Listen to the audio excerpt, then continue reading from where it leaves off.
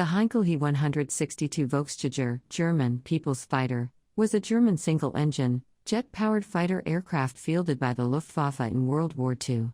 Developed under the Emergency Fighter Program, it was designed and built quickly and made primarily of wood as metals were in very short supply and prioritized for other aircraft. Volksjäger was the Reich Air Ministry's official name for the government design program competition won by the He 162 design.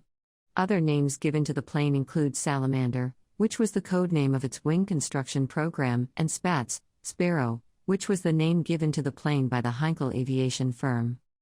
The aircraft was notable for its small size, although almost the same length as a Bf 109, its wing was much shorter at 7.2 meters, 24 feet, versus 9.9 meters, 32 feet, for the 109. Most distinctive was its top-mounted engine, which combined with the aircraft's ground-hugging landing gear allowed the engine to be easily accessed for maintenance. This made bailing out of the aircraft without hitting the engine difficult, and the 162 is thus also notable as the first single-engine aircraft to mount an ejection seat in an operational setting. The small size left little room for fuel, which combined with the inefficient engine resulted in very low endurance on the order of 20 minutes, and it only had room to mount 2 autocannons, making it quite underarmed for the era.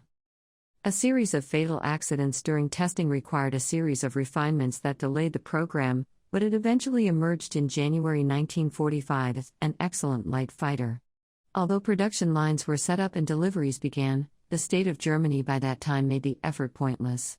Of just less than 1,000 examples on the assembly lines, only about 120 were delivered to the airfields, and most of those never flew, lacking parts, fuel, and pilots. Small numbers were used in development squadrons, and these ultimately saw combat in a few cases in April 1945, but the plane proved more dangerous to its own pilots as its tiny fuel load led to a number of planes crashing off-field, along with additional cases of structural failure. Production was still ongoing when the war ended, and a number of examples were captured by the Allied forces along with ample supplies of parts from the production lines. Eric Brown flew one just after the war and considered it a first-rate aircraft with few vices. A number remain in museum collections around the world. Development. Through 1943, the U.S. 8th Air Force and German Luftwaffe entered a period of rapid evolution as both forces attempted to gain an advantage. Having lost too many fighters to the bombers' defensive guns, the Germans invested in a series of heavy weapons that allowed them to attack from outside the American guns' effective range.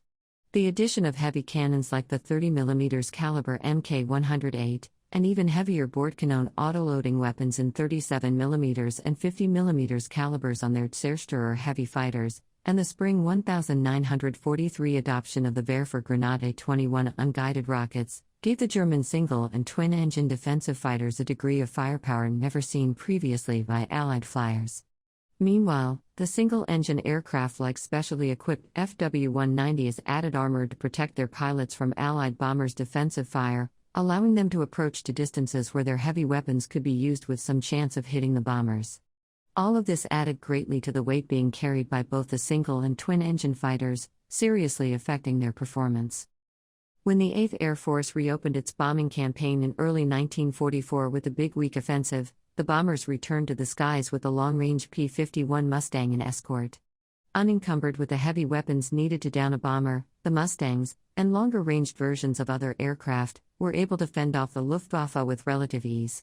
The Luftwaffe responded by changing tactics, forming in front of the bombers and making a single pass through the formations, giving the defense little time to react. The 8th Air Force responded with a change of its own, after Major General Jimmy Doolittle ordered the fighters to enter German airspace far ahead of the bomber formations and roam freely over Germany to hit the Luftwaffe's defensive fighters wherever they could be found.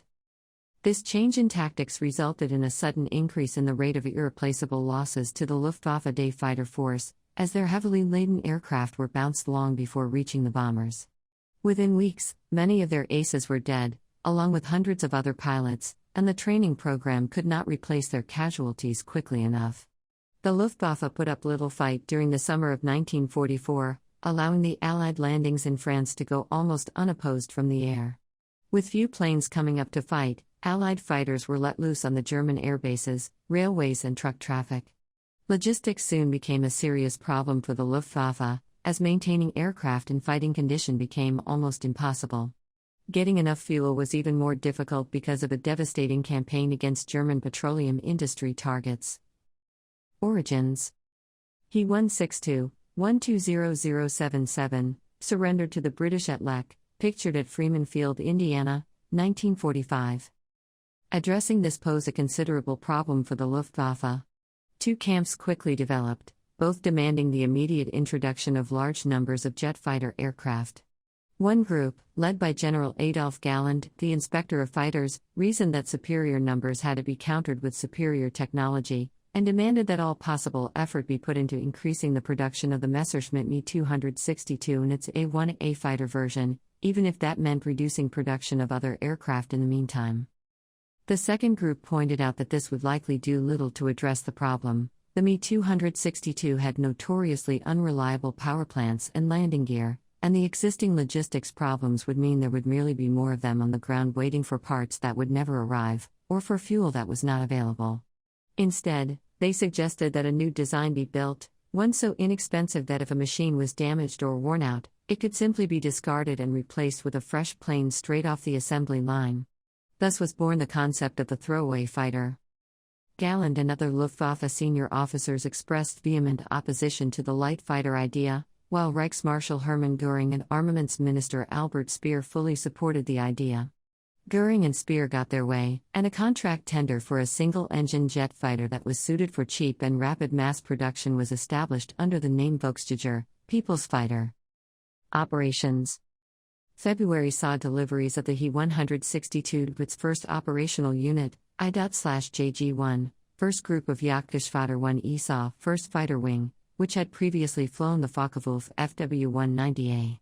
I./JG-1 was transferred to Parchim, which, at the time, was also a base for the Me 262 equipped Jagdgeschwader 7, some 80 kilometers south-southwest of the Heinkel factory's coastal airfield at Heinkel He, today known as Rostock-Schmarl, northwest of the Rostock city center, where the pilots could pick up their new jets and start intensive training beginning in March 1945. This was all happening simultaneously with unrelenting Allied air attacks on the transportation network, aircraft production facilities, and petroleum, oil, and lubrication (POL) product-making installations of the Third Reich. These had now begun to also target the Luftwaffe's jet and rocket fighter bases as well. On 7 April, the Assault bombed the field at Parchim with 134 B-17 Flying Fortresses, inflicting serious losses and damage to the infrastructure.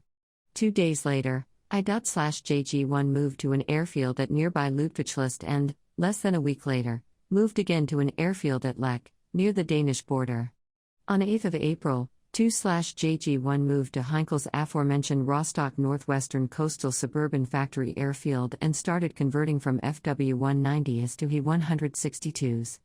3/JG-1 was also scheduled to convert to the He 162, but the group had disbanded on 24 April, and its personnel were used to fill in the vacancies in other units.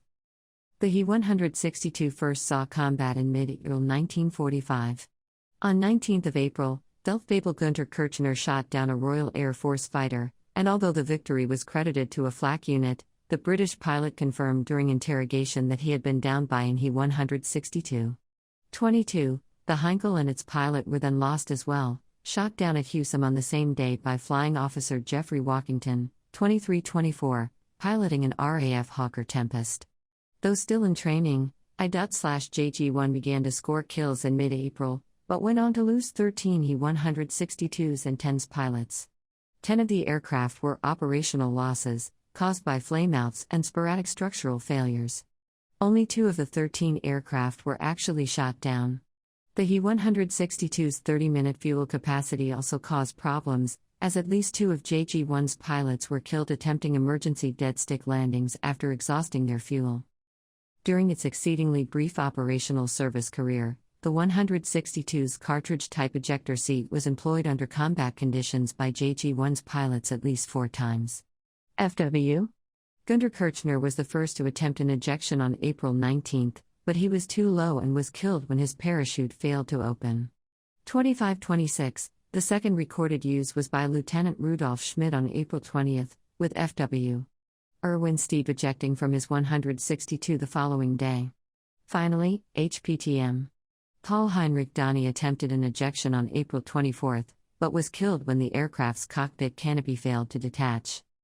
In the last days of April, as the Soviet troops approached, 2/JG-1 evacuated from Heinkel He and on 2 May joined the I./JG-1 at Lech. On 3 May, all of JG-1's surviving He-162s were restructured into two groups, I-Einsatz, combat, and 2. Sammel, collection.